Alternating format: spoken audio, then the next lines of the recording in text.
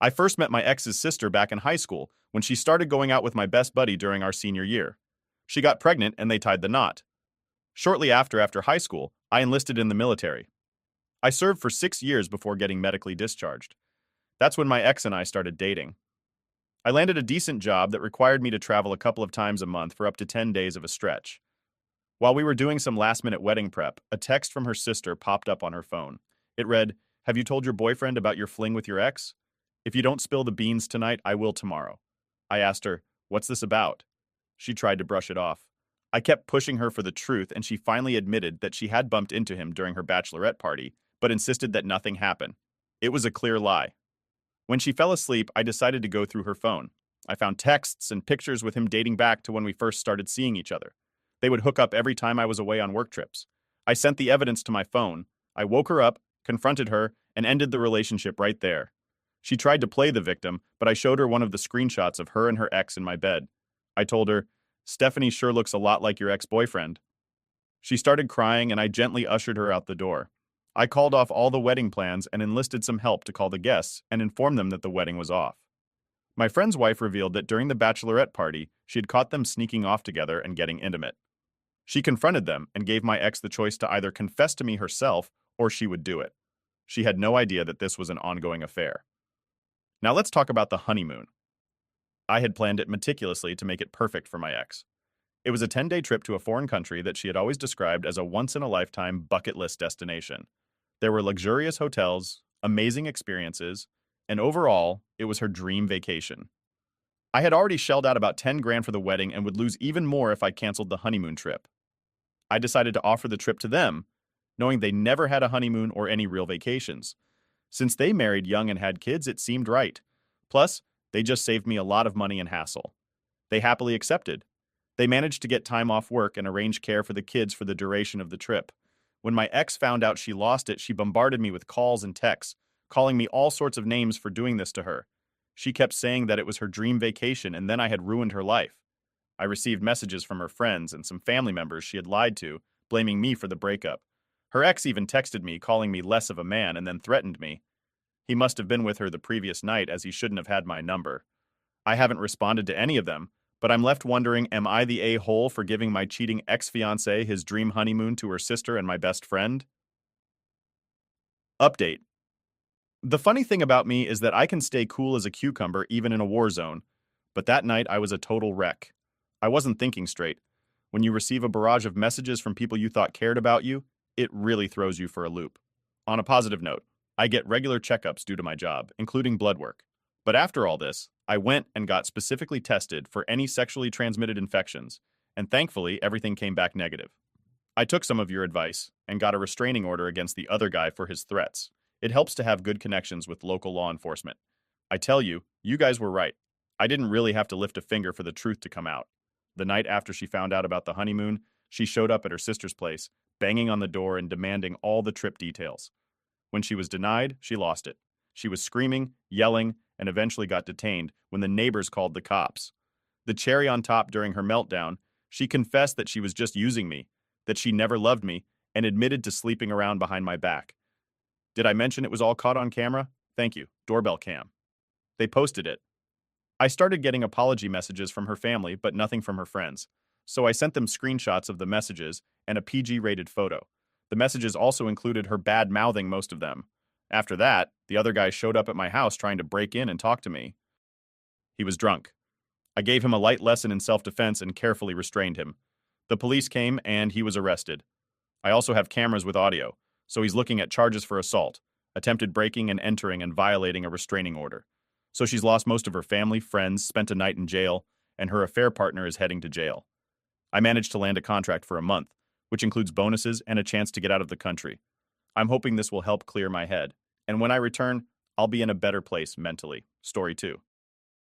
As for my friend and his wife, they left today, Monday, for the trip. I managed to get some of the more personal details of the trip changed to their names. I also arranged for the hotel to place a cheap camera and a note saying, "Remember to make lasting memory and document the journey." Second story. All right, folks, gather around for a story that's about to be as scandalous as a sizzling beef patty on a hot skillet. Now, let me start by saying that I'm usually a laid-back kind of guy. Always have been. But my ex-wife She had a different perspective on our marriage. She seemed to treat it more like a lucid question rather than a true commitment. Quite a character, I tell you. It all began when I discovered that my dear spouse was having an affair with a fellow member from our fancy country club. Can you believe it? Our own damn country club, where we spent countless Sundays playing golf and enduring those never-ending brunches. And guess who it was? None other than Frank, the husband of that obnoxious duo, Frank and Darla. Quite the soap opera, isn't it? Now, how did I uncover this secret? Well, it wasn't through some sneaky private investigator or a sudden burst of supernatural intuition. It was all thanks to her own incompetence. She had foolishly stored revealing photos and lovely emails in a secret email account on her phone, thinking she had covered her tracks. She believed she was the modern-day Mata Hari, but boy, was she wrong. When I confronted her, she played the innocent card, denying everything until I laid my cards on the table. The photos, the emails. It was like witnessing a fragile porcelain doll shatter into pieces. All her facade crumbled, and she begged for my forgiveness. Quite the performance worthy of an Oscar, but I wasn't buying any tickets to that show.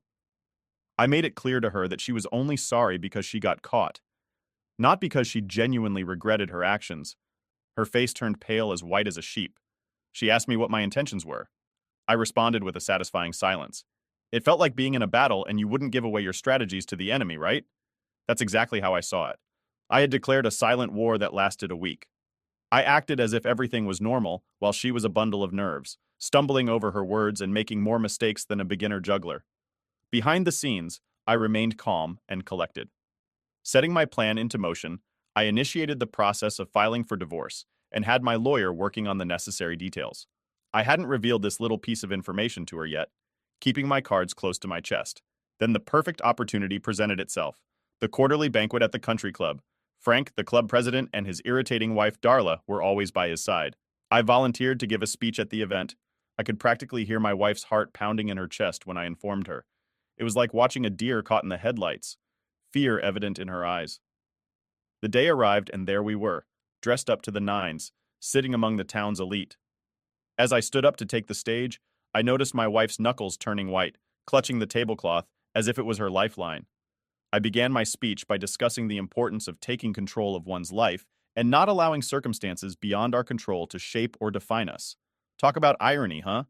The highlight of my speech involved distributing envelopes to everyone in the room with strict instructions to wait for my signal before opening them. The tension in the air was so thick you could practically slice it with a knife. All eyes anxiously shifted between the envelopes and me. My wife's expression resembled someone who had just encountered a ghost. Beads of sweat trickled down her forehead as she tightly held onto her unopened envelope while my speech reached its conclusion. Finally, I gave the command. The room fell into a hushed silence as members of the country club tore open their envelopes and then chaos erupted. The envelopes contained the very pictures and emails I had discovered, exposing Frank's betrayal for all to see. My wife's deceit was laid bare and poor Darla was left in a state of shock, witnessing her husband's treachery. All the skeletons that had been hiding in the closet were now dancing under the harsh spotlight. Frank appeared as if he had just swallowed a bug, his face turning a sickly shade of green. As for Darla, she stared at the photos as if they were some extraterrestrial artifact, her face transitioning from pale to flaming red. In my wife, well, she found herself right in the eye of the storm, her wide eyes reflecting pure horror. The aftermath was just as chaotic as you can imagine. Frank, the once beloved club president, was swiftly stripped of his title, faster than a race car, zooming down a straightway in the span of a single evening. He went from being the top dog to the town's biggest outcast. Darla was inconsolable, her sobs echoing through the hall. The realization that her husband had been playing her for a fool hit her harder than a ton of bricks. Now let's talk about my wife. She was quite the social butterfly, always surrounded by her circles. But all of that came crashing down in an instant. It was like witnessing a queen being dethroned. The news spread like wildfire throughout our town, and she became known as the Home. The shame and humiliation were evident on her face. And I have to admit, I took quite a bit of satisfaction in that. Okay, let's be honest. I reveled in it. But the icing on the cake was when I announced my resignation from the club. Can you imagine? Not only did they lose their president, but they were also losing a long-standing member like myself. The room fell into a heavy silence. So quiet you could hear a pin drop. My wife looked at me with a mix of shock, betrayal, and desperation. But I had cut all ties with the club and with her. I packed up my life, took my online business, and relocated to a new city. It was a fresh start. Leaving behind all the drama, lies, and heartache, my wife was left to face the consequences of her choices. And as for Frank, well, let's just say he had his own battles to fight. As for me, I finally gained my freedom from a toxic relationship in a suffocating town. In the end, you could say that my revenge was also satisfying, like indulging in a warm chocolate souffle fresh out of the oven. There's something satisfying about reclaiming control of your life and standing up for yourself. Maybe some would call it petty or harsh, but in that moment I felt empowered and back in the driver's seat. No regrets, just valuable lessons learned in a future filled with endless possibilities. Now let's catch up on what's happened 1 year later. Time for an update on everyone's lives. Let's start with the aftermath of my little surprise at the country club. Surprisingly, the divorce proceedings went smoother than anticipated. Thankfully, I had already established my online business before I met my wife, so I retained full ownership. She ended up with just a monthly maintenance payment, which, thanks to the success of my business, was more than manageable. Let's call it the price of pursuing love. As for my ex-wife, well, her attempts to find employment in a town where her reputation was tarnished didn't pan out. It seems being labeled the town homewrecker isn't exactly a desirable quality for potential employers. Eventually, she made the decision to pack up and leave, perhaps in search of greener pastures where judgment was less harsh. And as for Frank, oh boy, he got the short end of the stick. His divorce was far from favorable, resulting in him losing a significant portion of his business to dog. It just goes to show that old saying is true. Hell hath no fury like a woman scorned. Frank had to start over and rebuild everything from scratch. It's pretty wild how the order and timing of events can completely alter the trajectory of your life, huh? Now let's move on to the more enjoyable part of this update, shall we? I've started dating this amazing woman who brings a breath of fresh air into my life compared to my ex-wife. But let me tell you, marriage is the last thing on my mind. Milk. Been there, done that. Got the souvenir. Right now, I'm perfectly content with dating, growing my business, and embracing the fun aspects of life. In fact, I've reignited my passion for playing the piano, something I had set aside during my marriage. It's incredible what you can achieve when you're not constantly tiptoeing through the minefield of matrimony. My current dream is to form an 80 seconds retro wave band just for the sheer joy of it. Who knows? Maybe I'll even share some of our tracks here someday. So there you have it, folks. My life has taken a complete 180-degree turn, but I've emerged on the other side as a better and happier person with a renewed lease on life. Story 3. Always remember that it's never too late to regain control and live life on your own terms. Well, luckily, Frank managed to escape with less damage than most people would. What do you all think? That revenge result was quite satisfying, but do you have any ideas on how it could have been even more impactful? I guess I'm not really sure what I'm hoping to get out of this post. Maybe I'm looking for someone who can make sense of why someone would cheat just 3 months before their wedding and with a total deadbeat at that. I thought this might be a good place to spill the whole story and get it off my chest. So, rewind to 6 months ago. I walked in on my fiancée in bed with my buddy's brother just 3 months before our wedding, and a few months before that, my fiancée had lost her job. Ever since I've known her, she's had a bit of a rough time holding down a job. She's never managed to stick with one for more than a year. Either she gets fired or she quits. And it was never her fault. Or so she said. I always believed her because, well, I loved her. When you're in love with someone, you tend to give them the benefit of the doubt, and you put up with a lot more of their nonsense. I ended up giving her a part-time job at my shop since I was the owner. It didn't take long for me to realize why she had such a hard time keeping a job. She was always late, always had an excuse, and never had the discipline to finish a task. She'd rather chat and socialize than work, but I looked past all these flaws because, well, I was in love with her. She was my first love, my first kiss, my first everything. We've grown so much together over the past 6 years. Sure, we had our rocky moments, but I genuinely believed she was the one I wanted to spend the rest of my life with. I couldn't and still can't imagine anyone else in my life. But she's left me with no other choice. 3 weeks before D-Day, we had our wedding shower. It was nerve-wracking, stressful and all that, but we really did have a great time. We appreciated all the family and friends who came to show their support. It was our first event leading up to our May wedding, and it made everything feel much more real. During that time, we were often visiting the house of my best friend, whose younger brother had recently moved in with him. My fiancée struck up a friendship with him. This 21-year-old, let's call him Brendan now. Brandon is my best friend's younger brother, so even though some folks might raise an eyebrow at their partner being pals with someone of the opposite sex, I didn't think much of it. Brandon was living with his brother in a 2-bedroom house. He didn't have a job, so his brother was letting him crash there since he had the extra room, and Brandon wasn't keen on living with their mom anymore.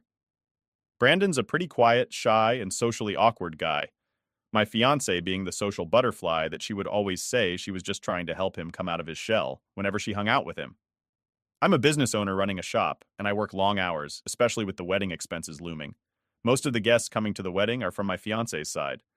The only income my fiancée has is what I pay her for, her part-time work with me. So I'm footing the bill for 100% of the wedding expenses. All my fiancée was responsible for was the planning. My best friend is also in the same business as me, albeit on a smaller scale, and we sometimes share or borrow equipment from each other a few months before our wedding. My fiancée started taking some hours off work.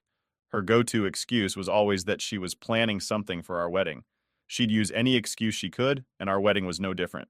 I knew that was a load of baloney, but I usually let it slide and ignored her because I didn't need her help most of the time until it became a habit.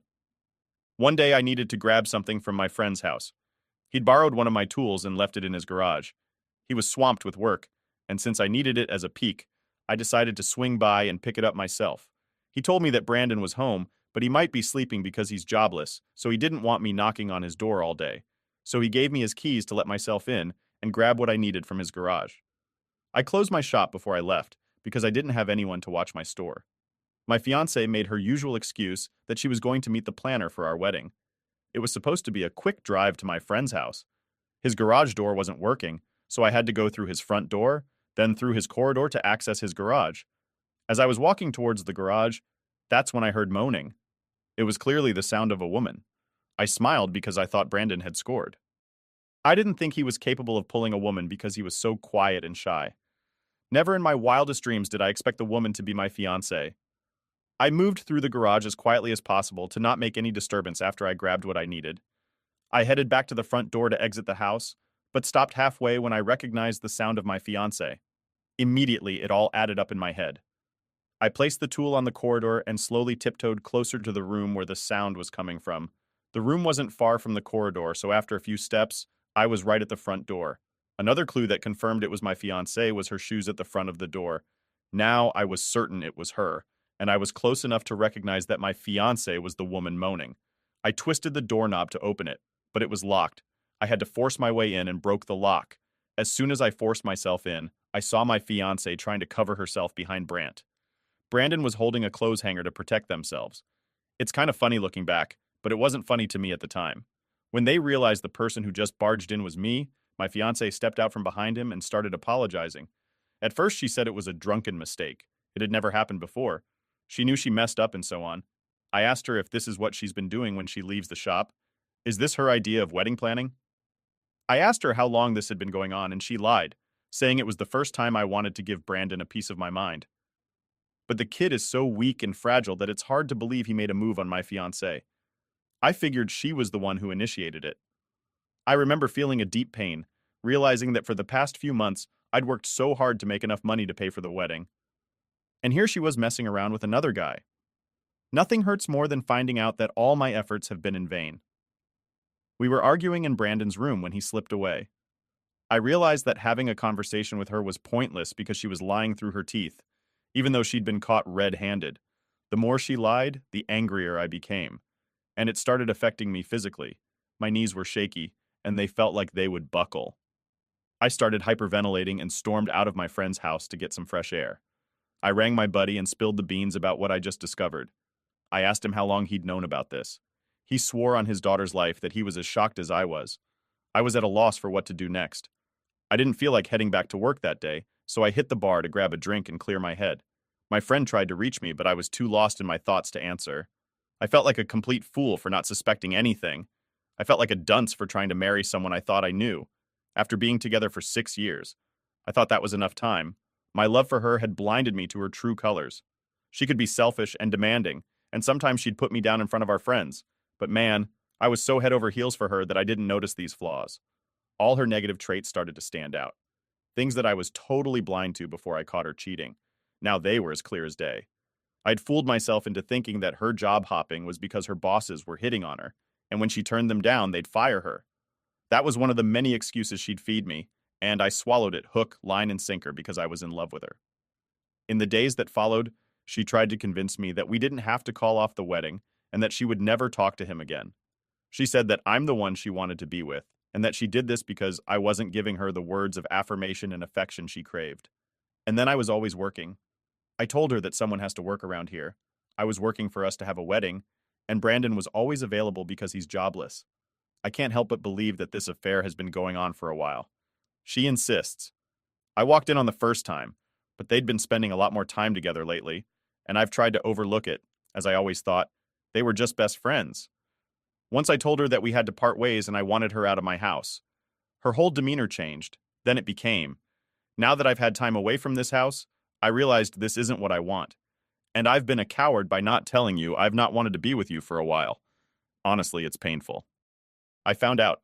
So she never wanted to be with me. Yet she was about to marry me in 3 months. We've already sent invitations to family and friends. Clearly, she was with me for what I could provide for her.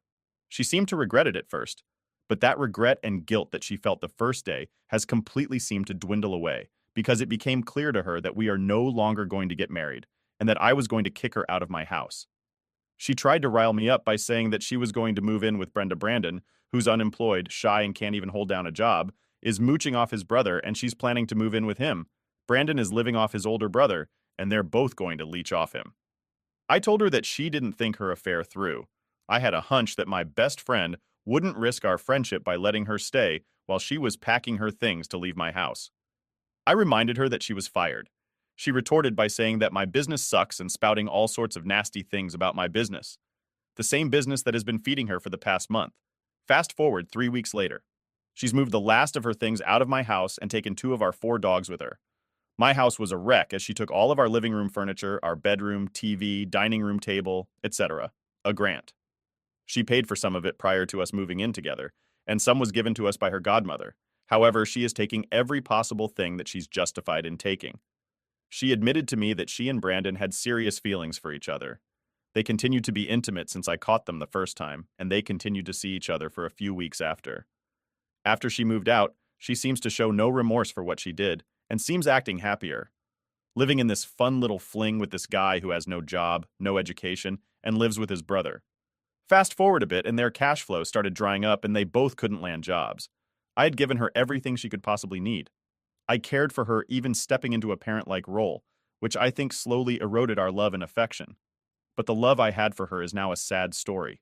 Best left in the past. She's diagnosed with severe bipolar disorder and struggles a lot with depression and anxiety. I've done my best to help her with her mental health over the past 6 years, but I think it's taken a toll on my own mental state. But that was just one of the sacrifices I made because I was so head over heels in love with her for weeks after we split. She tried to move in with Brenda, but my best mate wasn't having it.